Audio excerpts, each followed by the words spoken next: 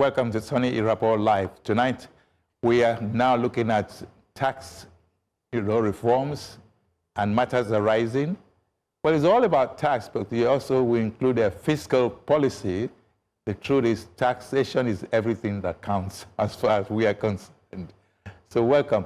We have Dr. Boniface Chizea, who is on Zoom. He'll be with us. He's already with us, actually. And then we also have a lady in the house with us, and Miss Anne-Funmi Fatusin. So welcome to the show. And well, Dr. Chizea will be looking at the, should I say, professional business and economic side of tax reforms, while Ms. Fatusin will be looking at public perception of taxation and what is expected of it. So welcome.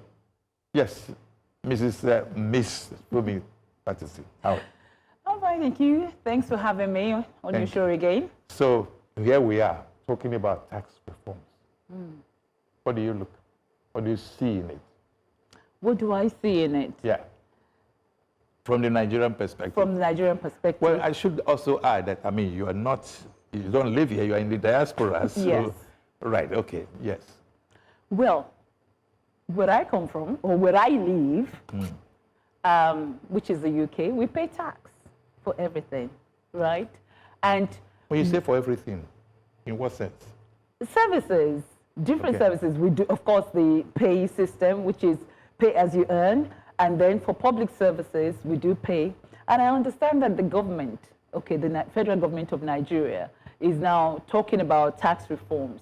However, I have a problem in the sense that the members of the public, were they fully aware, like the common man on the streets? Like public awareness? Yes, is there any public awareness, advertisement? We have a problem with different dialects. In England, or in any, I hate using this phrase, but for want of a better word, in any sane clime, you actually need to inform people and give them information in advance of what's going to happen. Yes, I think Mr. Taiwo Oyedele, who is the chairman of the committee, presidential committee, did say that they had several town hall meetings, right, as well as public awareness, with journalists and talk show hosts. Town hall meetings with who? With the natives, educated public. What about the Mama Bomboy who sells things by the roadside? How about the rural areas, different dialects going on buses, having adverts in the newspapers, social media platforms? These are things. One thing I noticed about Nigeria is that the government loves microwave policies. And when I say microwave policies, is that they give you just a very short notice before implementation of any policy. Everywhere else, in same climes, they will give you 1 year, 2 years in advance. They would have public opinion, not just politicians sitting around the table and saying, this is what we're going to do. You need to listen to the people. You need to tell them the reason why this tax reform is important, what they're going to get from it. Okay. Dr. Chizea, I should say hello to you again. And let's look at the economic aspect of it. What's the public perception? Yeah. Well, she just talked about the public perception. What's the business angle? The threads, is it the Well, Sonny, I think that I should say that an attempt was made to carry the citizens along. There were town hall meetings and so on and so forth. But in this country, you can try and do things.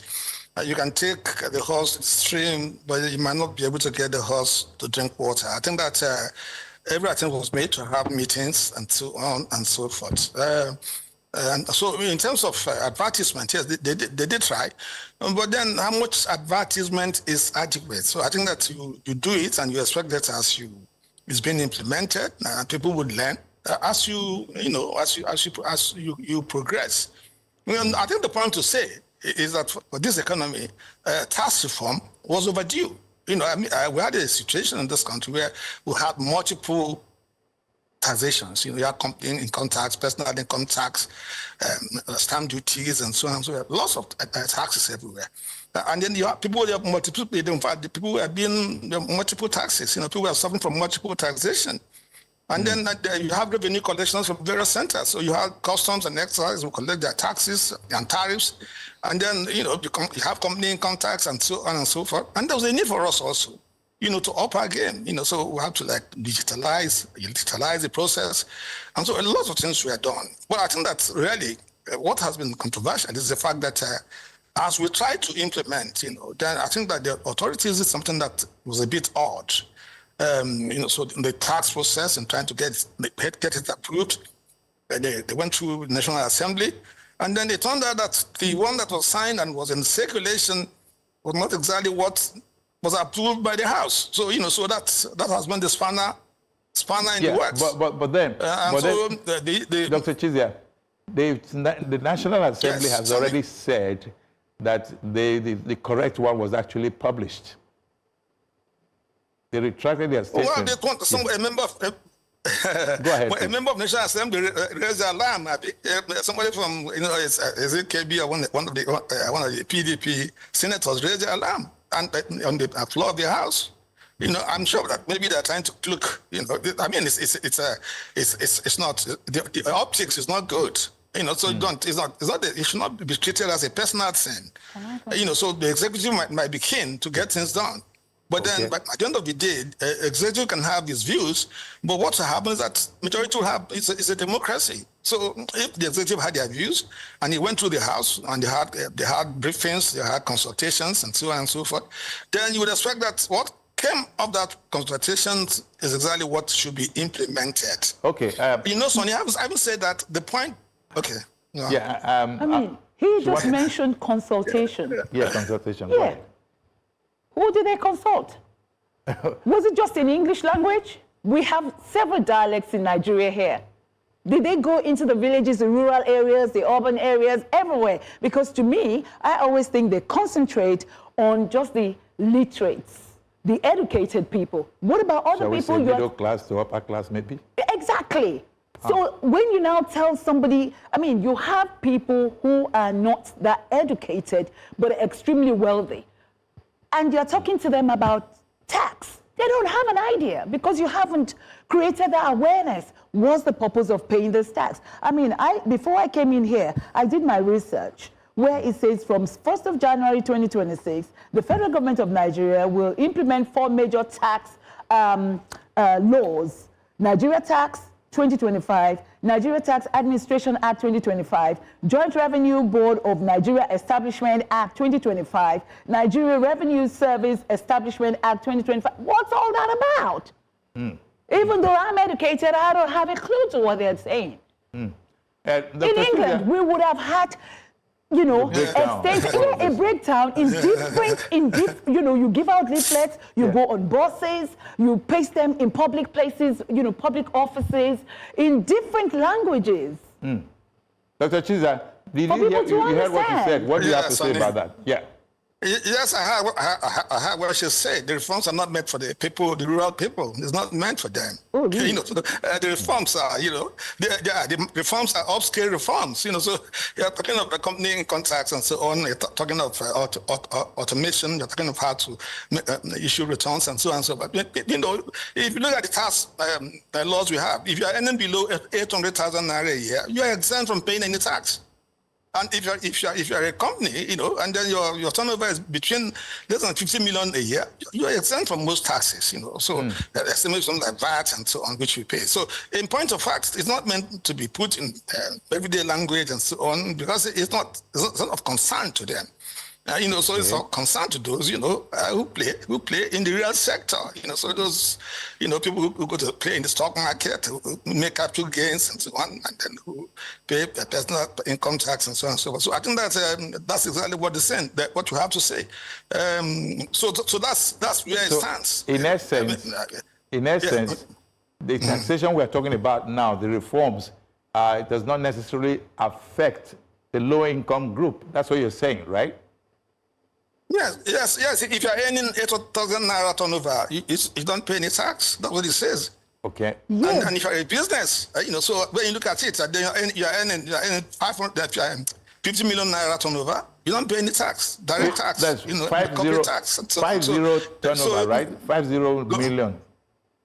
Is it 50 or 15? Yes. No, 50. 50, okay. Small and medium scale. Yeah, so most SMEs, for instance, so for instance, you're doing some pure water business and they're supposed to be paying tax. The issue with the taxation in Nigeria, there were lots of leakages, lots of leakages. So you had the guy at the customs collecting tariffs and so on, and they were not being remitted. So the tax to GDP in Nigeria was the lowest for a long time in the sub-region. It was about 8%. Now, the tax to GDP ratio should be about 15%. And so there's a need to, you see, people should put the thing, let's put this in context. What is tax meant for? Tax is meant to run the business, to run the administration. We shouldn't go and borrow money to pay salaries. That is wrong. We should borrow money to invest so that the monies we borrow will be able to yield some returns.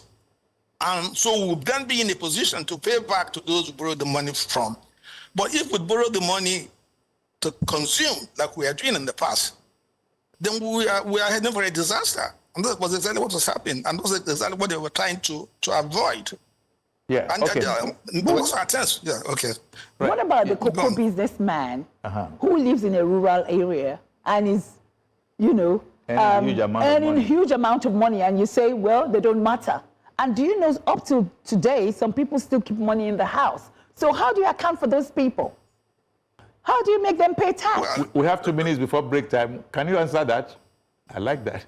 Well, if the person is earning lots of money in rural area, just in rural area, you should be able to understand what you are saying. No. To a large extent, the person who don't have to break it down to local languages. Do you know how many languages we have in Nigeria? How many tribes we have in Nigeria? Over 300 tribes. How are you going to manage that? No, you can look at the 3 main languages. That's not the issue with tax in Nigeria. That's not the issue with tax in Nigeria. It's not. It's not. Because those who should understand it and implement it, they do understand it. Yoruba, there are some the issues. 3 main languages.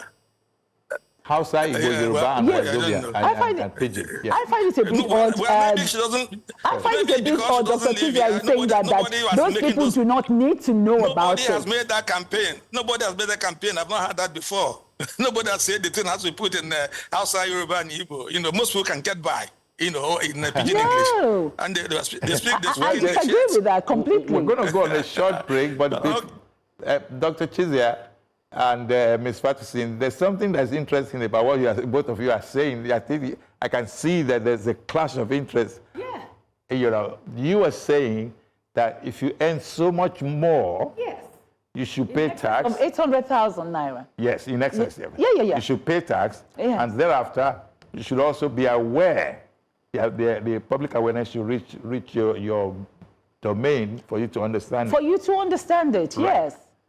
For somebody who what do you call the low-income group again, sir? Is it unrecorded? Forgetting the phrase they gave to it. That's Dr. Chizea, can you hear me? Yes, I'm hearing you. Yes. Are you not hearing me? Yes, we can hear you very clearly. Those in the informal sector. Informal sector. Thank you so much. That's what I was looking for. But do you know a lot of people will move into that informal sector? Yeah. There's something called tax evasion and tax avoidance. Good. Before we get to tax evasion and tax avoidance, we'll take a short break and we'll be right back.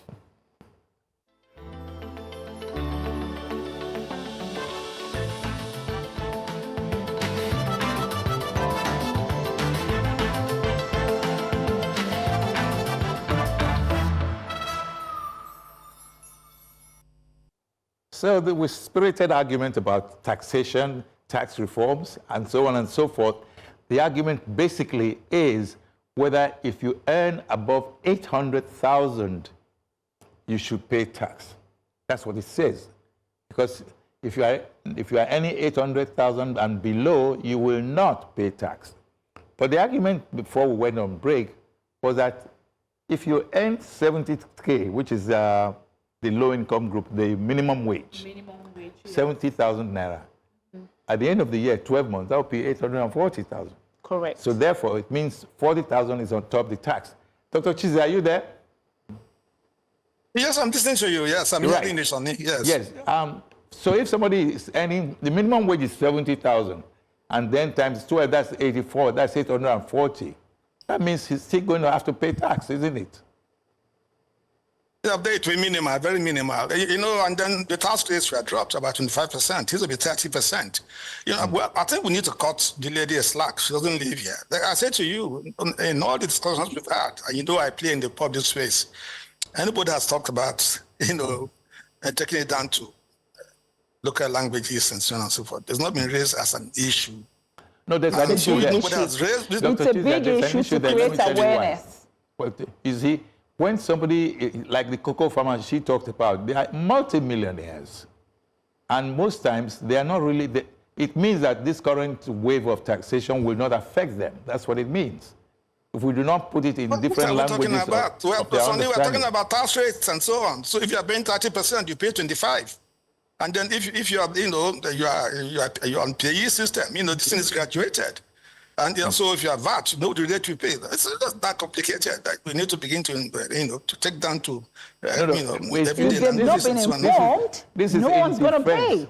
This is in defense of public awareness. There's a need for public awareness in different Nigerian languages, especially if the language is spoken by people who are more than maybe 4 million, 5 million, maybe even 9 million people. Then there should be awareness, because that way then everybody will be able to understand what it takes to pay tax and why you must pay tax. Yeah, exactly. What are the benefits? What are the benefits? Well, the benefits we still have to come to that later on. Yeah. Yeah. Dr. Chizea, sorry, we are putting you on the spot. Yes, no, I'm up to it really. I'm up to it really. I know what I'm talking about. Right. I played in this scene, and you know, so I'm a known person here, so I know what I'm talking about. So I'll listen to her and then take whatever she's saying. But the argument is... So I think the point is, look, Sonny, the point I'm making, I make that emphatically, is that it's not been an issue. We can talk about that things in about taxation, where there's a need for education and so on and so forth. If you have to pay VAT, this is the rate. So what? If it's an issue, then this must have been raised. This has been discussed all over the place. Taiwo Oyedele had town hall meetings and so on. These things. So we've not had that raised as an issue. So I think that we should not belabor that point. That's the point I'm trying to make. So if it's an issue, you know, so our dear lady from the diaspora, you know, somebody must have raised it. So it's been discussed. Okay. Yes, so because the targeted audience. We can talk about other things. Yes. Sorry, because of the diaspora you mentioned, let's hear from your side. Okay, let me just say, maybe I need to make it very clear. I'm saying that I'm speaking from a diaspora perspective because of the fact that before they implement any new policy, right, in the UK, they would have given us advance notice, created the awareness, education, Which you know where to go. Said they did. But to who? Because from what I'm hearing, it's just for the educated people. I'm talking about the ordinary person on the streets, the street hawkers. You could say they're low-income earners, but now that we're talking about, Do you understand? But I'm also talking about people who are earning a lot of money. We're talking about some cocoa farmers, for example, up in the north, or even in Ondo states there. Some of them are illiterate, but they are multimillionaires. You haven't told them anything about taxation. They're going about their business. And all of a sudden, you want to start taxing them without telling them the reason why there should be tax reforms. And then you want to take money from their account. If they've been informed that you want to take the money from their account for X, Y, Z, they will have better understanding of what they're supposed to be doing and what they're supposed to be paying and for the services. And then they can see the reason why they're paying for the tax.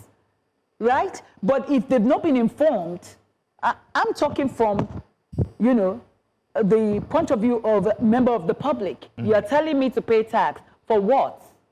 Why should I pay tax? So just like what we were saying earlier, maybe just about a quarter of the population of Nigeria is paying tax. About a quarter. We're 250 million people, and we're still counting And there should be more. Maybe just about 50 million are actually paid. And that's people, probably civil servants. We're talking about people working in the corporate sector, maybe the hospitals. But what about other people on the side that they're earning a lot more and should be paying tax? But they're in the informal sector. But in the informal sector, so to speak. Right. Dr. Chizea, there's something that I need to find out here. Yes, yes, Soni. What's the benefit of me paying tax? Well, what do I stand to gain from what they call a social contract. Social contract is one of the problems we have, in the sense that people pay tax and they cannot see the benefit for paying tax. So for instance, you don't have electricity, you don't have the road to your place, you don't have water supply, and so on. So the tax you pay should ideally provide those services. So that's why it's called a social contract. And so you pay, and then security we don't have, and so on. So I think that's another matter I think for another day. But then once the tax law has been passed, you don't have any choice but to just go along. You have to pay the tax. If you don't pay the tax, then you'll be in default and you could charge to courts. She talked about avoidance and evasion. You can avoid tax, but you don't evade.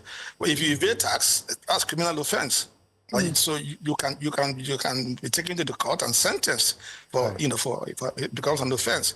So when you talk of the market, yes, we have a very large informal market in our country. In fact, the received wisdom out there is that Nigeria has it's only Italy that has the largest informal market.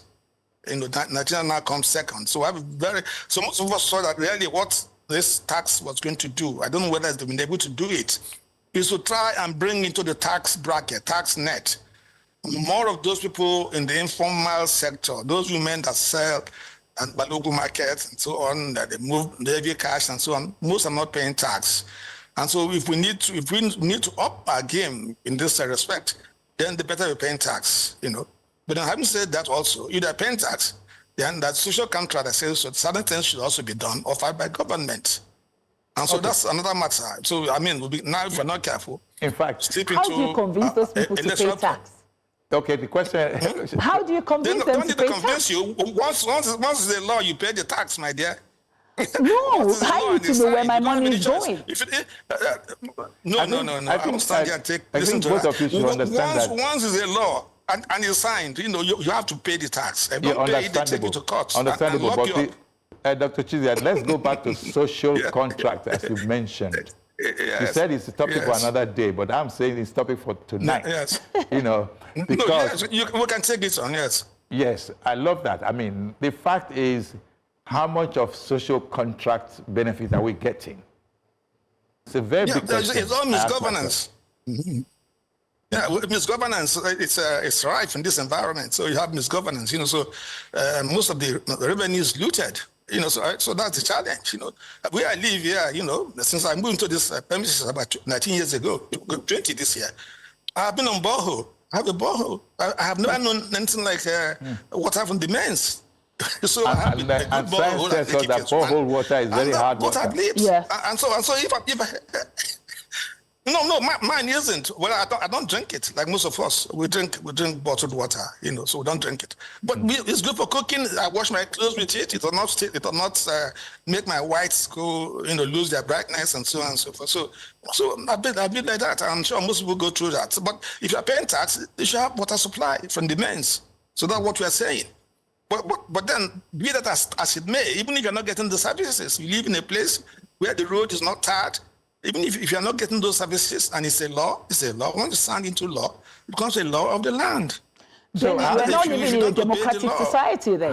But how do the people now get their right of say? Exactly. If the social contract says government should provide, these amenities when necessary, how do they now get the redress for that? Reform the election process. Essentially, I don't want to get to that, but you have to reform the election process. And so if you're elected and the votes really count, then people must have the pressure to be accountable. And so if you're elected as a local government chairman and then you've gone there and all you do is when you get the allocation, you go there and share the money and you go back, and then the rules are not maintained, you don't have services, you don't have lights, you don't have security, then they wait for you. So come the next election, they'll throw you out. Whole 4 years? That's what happens. Exactly, So a whole you don't 4 years. No. That's a whole 4 years to wait. Do you know another thing? So before. So what then do you do? I mean, well, you can have a citizen action where you begin to challenge your representatives in the National Assembly. But I mean, the Nigerians are up to that task. And some are trying. Some of us call them out. You know one thing I've noticed about Nigeria? Yeah. Sorry, Dr. Chizea, One thing I've noticed about Nigeria now, we try to replicate everything in the Western world without thinking of its ramifications, without thinking of the impact on the society. And in order for you to be able to have sustainable projects or to implement policies in a way that will be acceptable by the public, is to find out from them, what do they think about these certain policies? All these reforms they have, get the members of the public involved. Like I said to you once before, in England, we had something called public opinion. They will draw people from different sectors.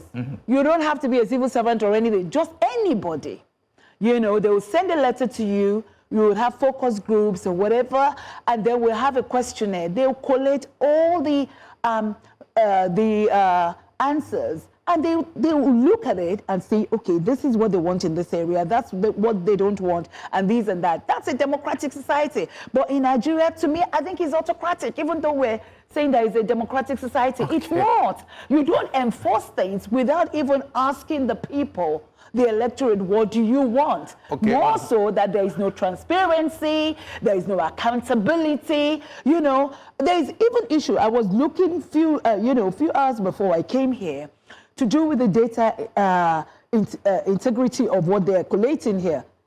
At December 10, 2025, they said Nigeria's first Federal Inland Revenue Service signed an MOU, right, with the French tax authority. Why are we doing that? Wow. No, seriously, you can Google it. To modernize Nigeria's tax system, you know, with focus on digital economy, taxation, and artificial intelligence. That's right away. Okay. Honestly. We'll just take a short break, and when we get back, we'll go deeper into this issue. And we'll ask Dr. Chizea what he thinks. We'll be right back.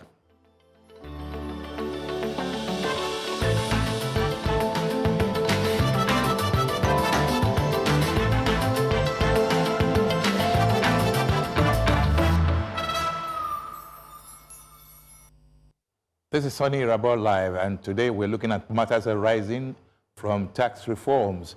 A few editions ago, we had the chairman of the Presidential Committee on Fiscal Policy and Tax Reforms, Mr. Taiwo Oyedele. The reaction tonight is from that perspective on, we are having such discussions and reactions, you know, from Dr. Boniface Chizea and Ms. Anne-Funmi Fatusin. Now, you were talking about federal inland revenue. I will repeat. Yes. As of December the 10th, 2025, Nigeria's Federal Inland Revenue Service signed an MOU with the French Tax Authority to modernize Nigeria's tax system with focus on digital economy. Wait a minute. Dr. Chizea, is that proper? Yes, Sonny. Is that proper for a foreign government to come into Nigeria or I know your country and then start showing you how to modernize your, you know, inland or interior? You don't want to reinvent the wheel, you know. So the things that there should be some transparency about it. You know, what she just said, we heard about it, you know, but it wasn't. They should put it out in the open, and it should not be done as if it's like a cloak and dagger. You know, it's obvious to everybody that we have a particular affiliation, you know, to the French. And so our president has been going there, you know, intermittently. Whenever he goes overseas, he goes to France. And so that this affiliation, that did not bring somebody if they have superior knowledge in an area, you know, to hold your hand and assist you.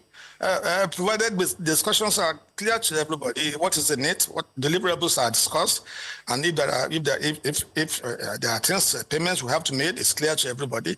I think that's where we have some issues. But what we've been told is just an MOU. And the French have lost some clout within the sub-region. So with Burkina Faso and all those countries, in the Sahel region, rejecting them. Well, Nigeria is a huge market, isn't it? So they're seeing Nigeria. Nigeria is a huge market. And then Nigeria is quite a fertile ground, and our president has an affiliation, to them. And so they can try and do something. Like I said, I don't have any issues with if you're talking of digitalizing the process, and they've been on it for a long time, and we are trying to get them. Let me tell you what nation. And then we will discuss it. Yeah, okay. Let me tell you what the agreement aims to boost. The agreement aims to boost the tax record and improved compliance. My question is, what about the data integrity? Data integrity? Yeah, sharing of taxpayer data. We have, I'm telling you, in the diaspora, we're always talking about the brain drain of Nigerians in the diaspora. Why would there not be brain drain of Nigerians? Because even me just sitting here thinking about all these things, people will think, I might as well just stay in the diaspora where everything works. There's accountability, transparency and everything. You have, intelligent Nigerians working abroad. Why are they not brought in here to deal with this tax system? Why go all the way to France and sign a memorandum of understanding? I mean, it's shocking to me. The banter is between you and Fatusin now. Yes. We have experts, all over the world that they can bring in to do the work. What's your comment? Well, if you allow me to talk. Yes, go ahead. I think that the challenge you have, is that of trust deficit, so in those who govern us. So that trust that should be there, that you believe that whenever they act with the best intentions. It's lacking.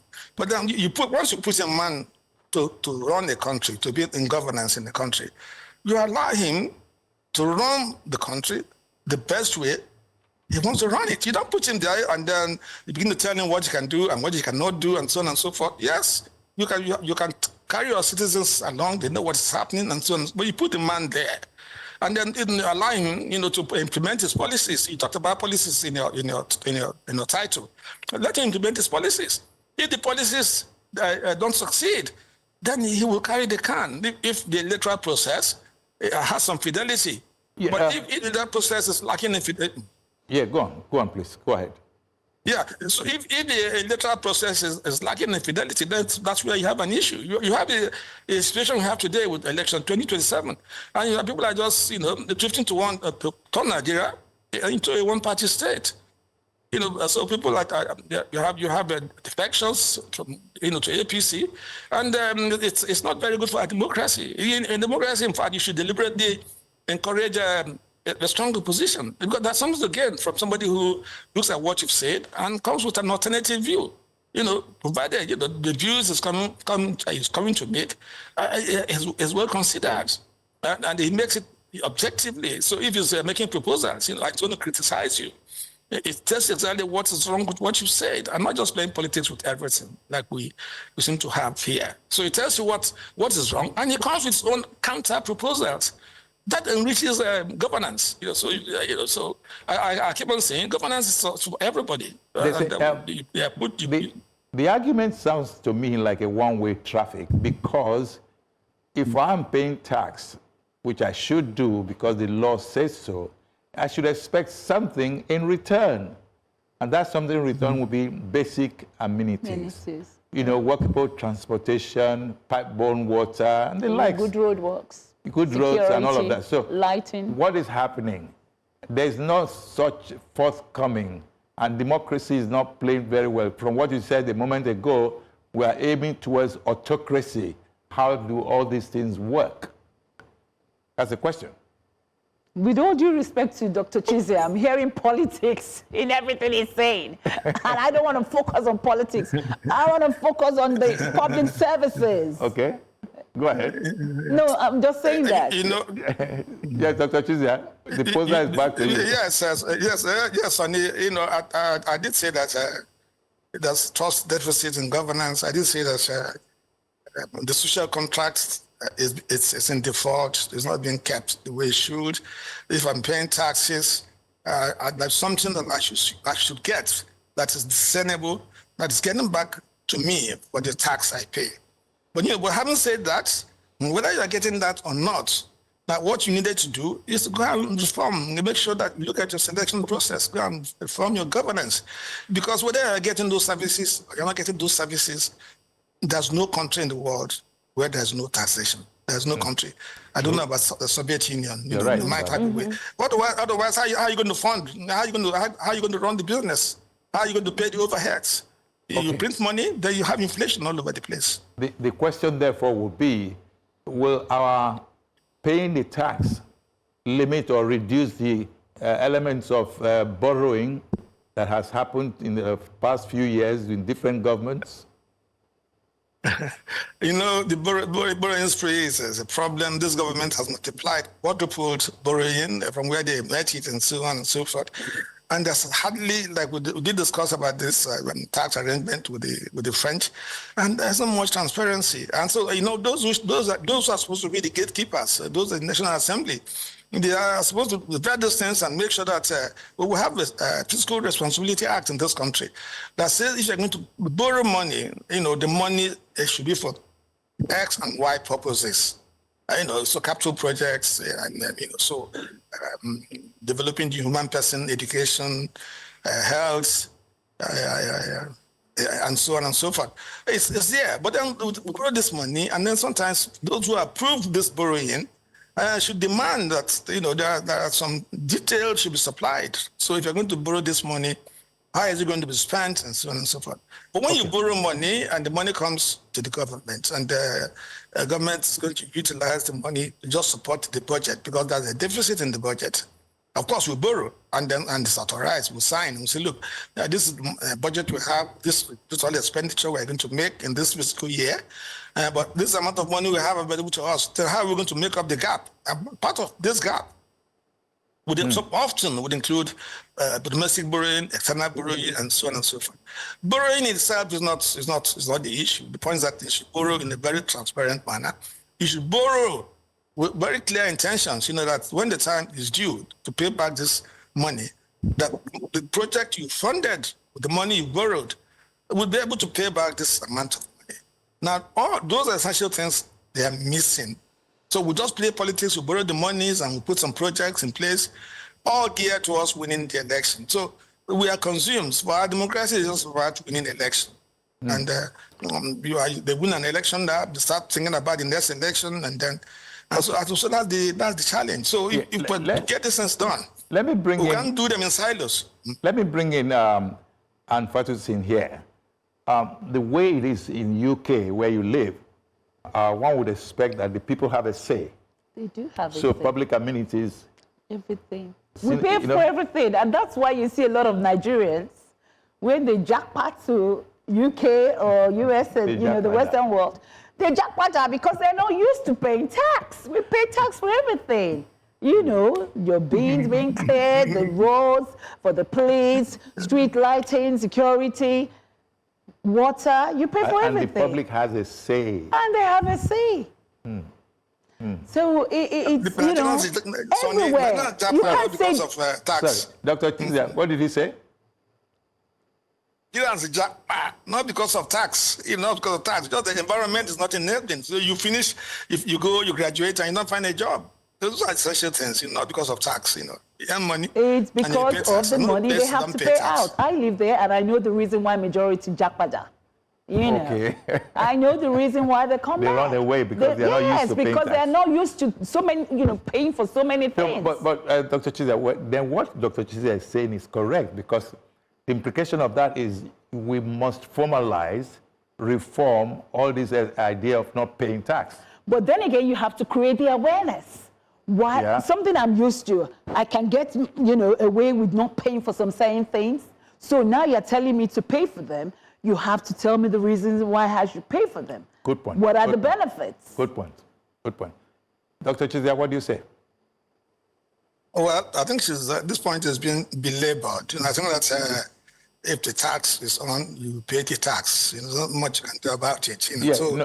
now whether you explain anything to you, if they tell you the personal income tax is 25%, then someone will pay your salary. We're not talking about those people. Dr. Chizea, that's not the question. Transfer to government. We're not So you don't talking have about any those choice. people. No, sorry, that was not the question.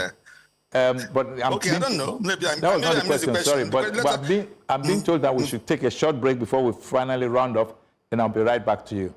We'll take a short break.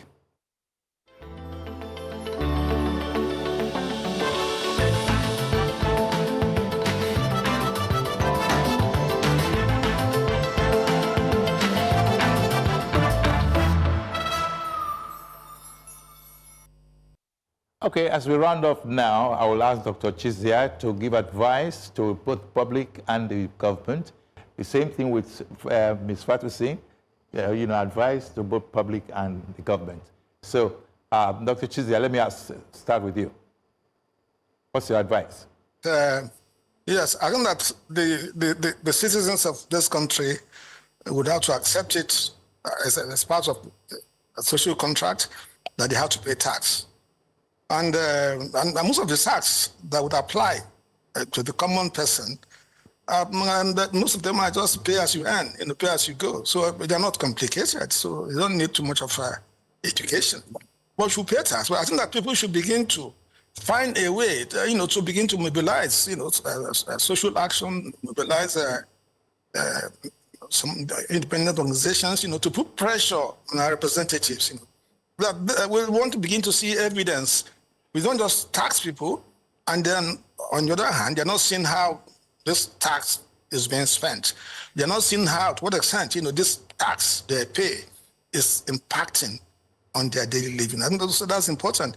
And then for government, as much as possible, to again approach the thing with human face. So if you have a situation of unemployment and high inflation like we have today, and then we should tunnel the taxation, to try and get more people into the tax net, to enlarge it, so that more people, particularly from the informal sector, are beginning to pay tax. You're not paying before. You can streamline it so that compliance, like they try to do, would be seamless. Thank you. I think that's the advice I have. Thank you.